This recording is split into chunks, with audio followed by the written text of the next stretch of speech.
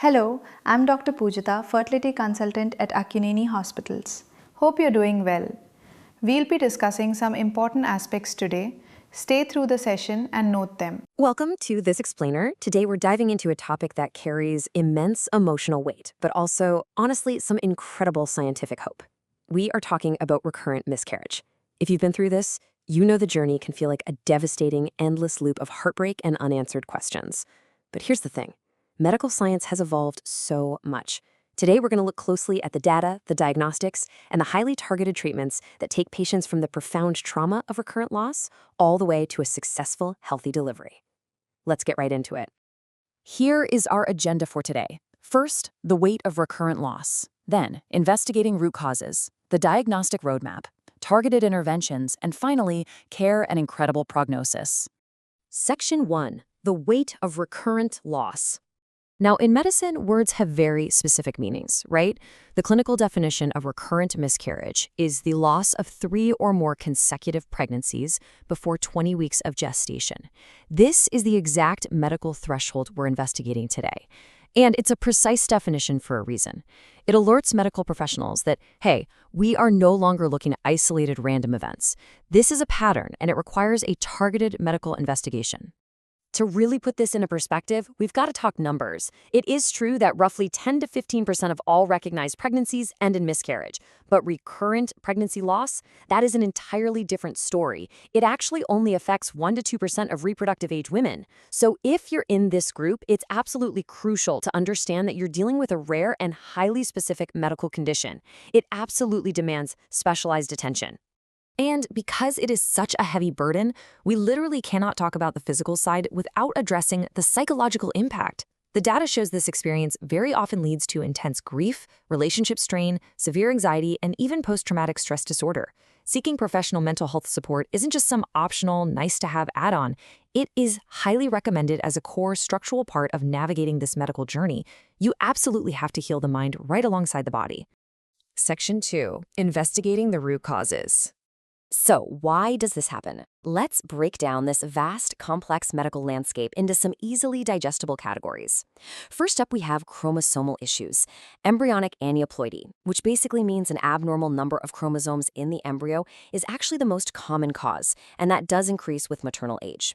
Then we have anatomical issues. This could be something you're born with, like a septate uterus, or something acquired later, like fibroids or scar tissue from Asherman syndrome. All of these basically distort the uterine cavity and make implantation really difficult. And third, we've got hormonal and endocrine factors. We're talking things like poorly controlled diabetes, thyroid disease, PCOS, or a luteal phase defect where the body just isn't producing enough progesterone. Building on those, the puzzle gets a bit bigger with 2 more crucial categories. Thrombophilic, or clotting disorders, are a huge factor here. Conditions like antiphospholipid syndrome, or APS, involve autoantibodies and are strongly associated with recurrent loss, especially in the second trimester. Why? Because clotting impairs circulation to the placenta. And finally, we have a bucket of other factors. This includes infections like chronic endometriosis, immunological debates around natural killer cells, male factors like sperm DNA fragmentation, and everyday lifestyle elements like chronic stress and BMI extremes. When doctors step back and look at all those potential causes we just covered, they're essentially contrasting 2 primary sources of complication: maternal factors versus fetal factors. Is the issue stemming from the maternal environment, like, say, a uterine fibroid or thyroid disease? Or is it a fetal factor, like a chromosomal abnormality within the embryo itself? It's kind of like distinguishing between the soil and the seed. Figuring out which one is the culprit is exactly how doctors know how to intervene. Section 3. The diagnostic roadmap. The really good news here is that doctors follow a highly predictable checklist. It transforms a frightening unknown into a completely organized evaluation. Step 1 is a deep dive into your medical history, genetics, and a physical exam. Step 2 brings in comprehensive laboratory testing to look at things on a microscopic level. And Step 3 involves advanced imaging and tissue analysis to physically see what's happening inside the body.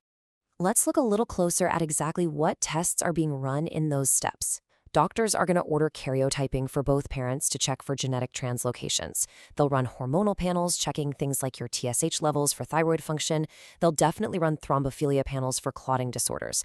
And here's a crucial detail. If they're checking for APS, they'll actually repeat that test 12 weeks later just to be absolutely sure. They'll also use transvaginal ultrasounds or a hysteroscopy to physically look inside the uterus. And whenever possible, they'll karyotype miscarriage tissue. Gathering all of this specific data is what empowers your medical team to pinpoint the exact issue. Section 4. Targeted medical interventions. Okay, so what do we do about it? Well, the crucial point to remember is that there is no magic blanket cure for recurrent miscarriage. Instead, modern medicine offers highly individualized treatments based directly on the results of your specific evaluation. The intervention has to perfectly match the diagnosis. Let me give you a perfect example of just how precise this gets. For a patient diagnosed with antiphospholipid syndrome, that clotting disorder we mentioned earlier, the targeted treatment is very often just 81 milligrams of daily aspirin alongside heparin prophylaxis, starting right at conception. That is an incredibly precise, accessible intervention that completely manages the clotting risk, protects the placental circulation, and successfully safeguards the pregnancy. And honestly, the medical toolbox is pretty vast. If the imaging found an anatomical issue like a uterine septum or fibroids, hysteroscopic surgical removal significantly improves outcomes. If labs show thyroid disease, a medication like levothyroxine is prescribed. For PCOS or diabetes, doctors will use metformin and glycemic optimization. Suspected luteal phase defects, progesterone supplementation is the tool for that. And, of course, optimizing lifestyle factors, like managing stress and ceasing smoking, provides a really crucial foundation for all these medical tools to actually work. But what if the issue was fetal? What if it was embryonic aneuploidy? Well, in those cases, particularly with advanced maternal age, in vitro fertilization paired with pre-implantation genetic testing for aneuploidy, or IVF with PGTA, is an absolute game changer. This advanced tech allows doctors to test embryos in a lab, ensuring that only genetically normal euploid embryos are transferred to the uterus. It vastly reduces the risk of a chromosomal-related miscarriage. Section 5. Care and incredible prognosis. These numbers are honestly the emotional high point of everything we've discussed today. For couples who go through this entire evaluation and an identifiable cause is found and treated, the success rate for a subsequent pregnancy is 60 to 80%. But listen to this. Even if you go through all the testing and the cause remains entirely unexplained, you still have up to a 75% success rate for your next pregnancy. The vast majority of women experiencing recurrent loss go on to have successful deliveries. But to hit those numbers, you really need to wrap these medical interventions in deeply supportive specialized care. Institutions like Akkineni hospitals offer highly integrated care programs designed specifically for these patients. It's not just about running tests, right?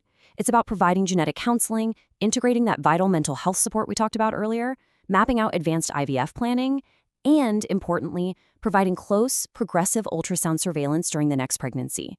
That continuous monitoring gives you the ongoing reassurance you need after experiencing such profound loss. We've covered a lot of ground today, mapping out the journey from the depths of recurrent loss all the way to the heights of targeted medical intervention. The data is clear, the roadmap is proven, and the prognosis is incredibly bright.